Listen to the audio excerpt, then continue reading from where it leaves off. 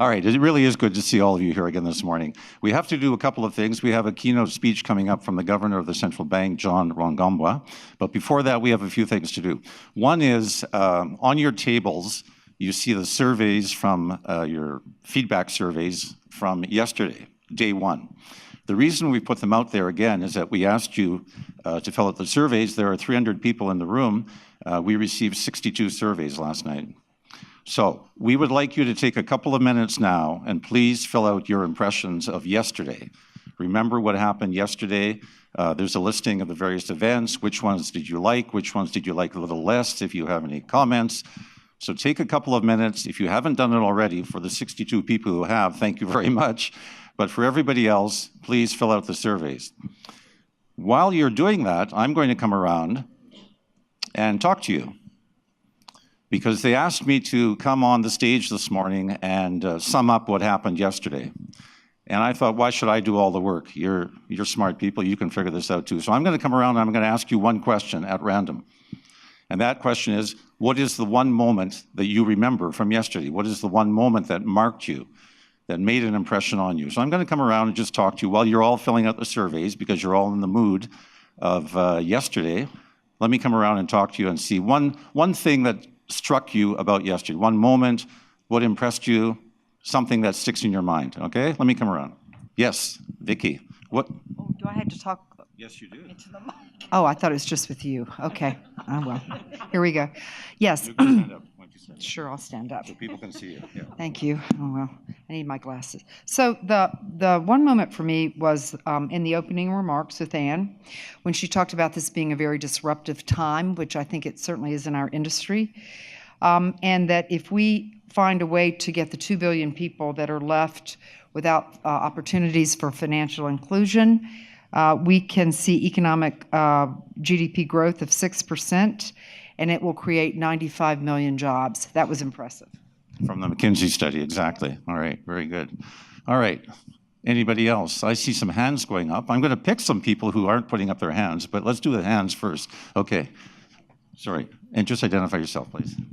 Sandy Roberts, ActDevco. The one point I got is design context better so that your clients don't have to worry about the bandwidth.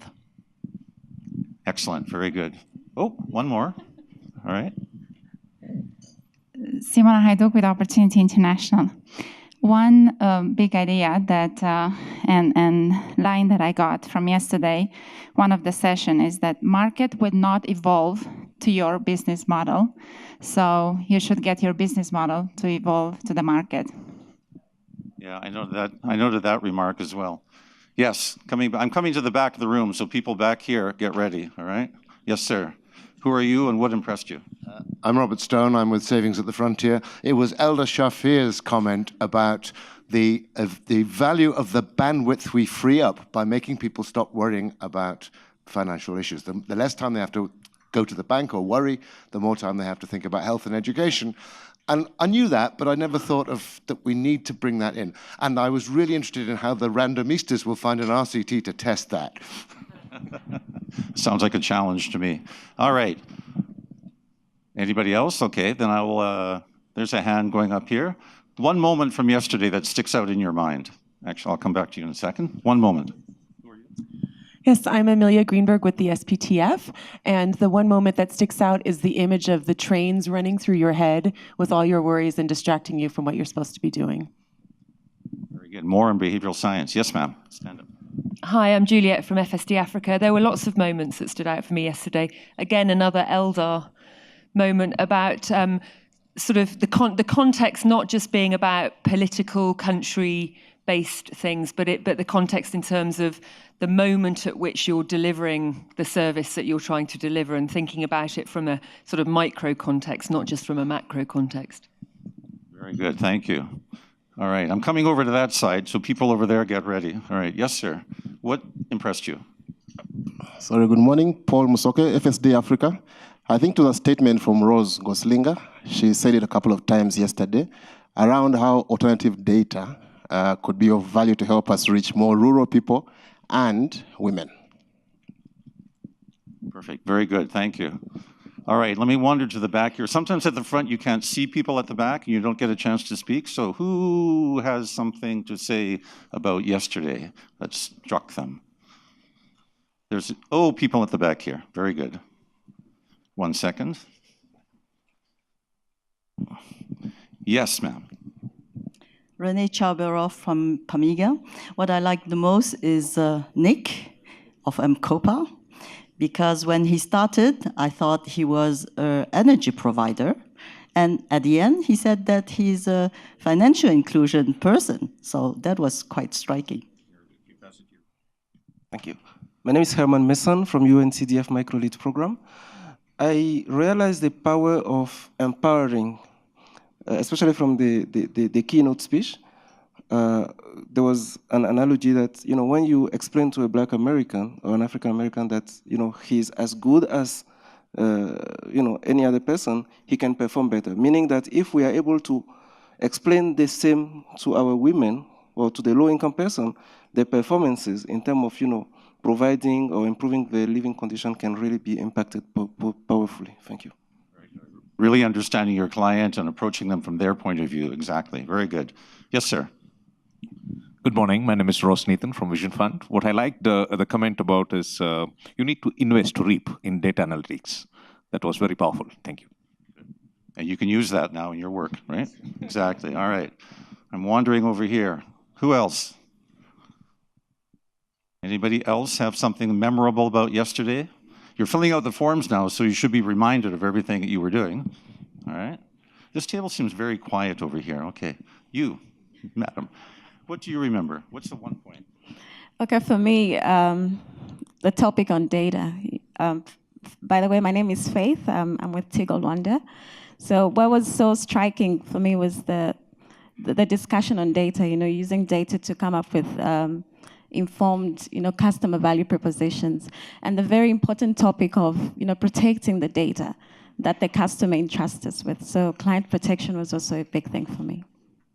Very good. That trade-off between data acquisition and client protection, right? Privacy. Yes, sir. Let me slip through here. My name is Roland Amwa. I'm with Bankable Frontier Associates. What stood out for me was the absence of regulators in the room. And I think,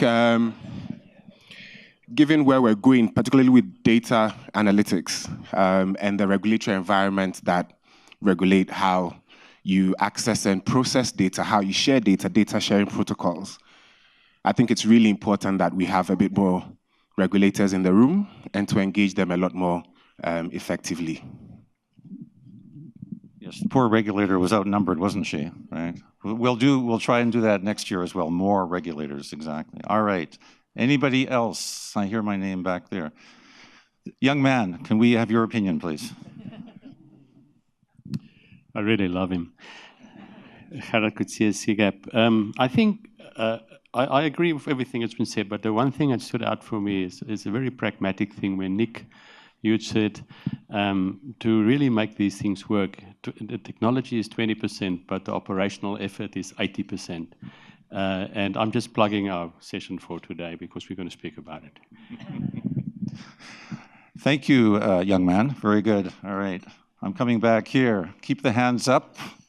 We have to stop soon, but I'm coming back. Yes, sir. Thank you. My name is Stanley Sikirai. I'm Opportunity International. What came through for me yesterday was that partnerships were coming throughout as a common theme. Partnerships, partnerships, partnerships. And there's about 300 of us here. So if we all created these partnerships and there's 300 of us here, how much more impact can we make? So that struck in my head. Exactly, and you're going to hear more about partnership today, later this morning and this afternoon, about creating partnerships and the challenges of managing those things. Yes, sir. My name is Ishmael Ochil from Microfilm Plus Ghana. I was impressed on the issue of client protection, particularly from the point of view of the Malawi Central Bank. Where apart from coming up so many laws, they've also incorporated financial education. And for me, that is very key, because in Africa in particular, you have so many laws, but the issue is the supervision and monitoring. So the key issue is the client has to be educated to take informed decision. And for me, that was very important. Very good, thank you. Did I see one up here? And then we take one or two more, and we'll come to a close. Yes, sir. Good morning, Teshome from Busagon of Ethiopia. Yeah, one thing that impressed me and I take back home is to have time for meeting with myself.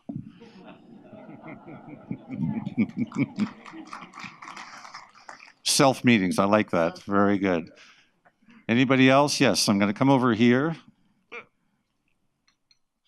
Yes, sir. My name is Sanjay. I represent Livelihood Basics and Basics in India. I thought bringing in understanding behavior towards customer centricity was unique and very important. I wish there was a bit of behavioral economics linked to behavior of human beings. Thank you. Very good. One more final comment? No, last chance? Going. All right, very good. Thank you. The surveys that you filled out, you can just leave them on the table. They will be picked up at the coffee break.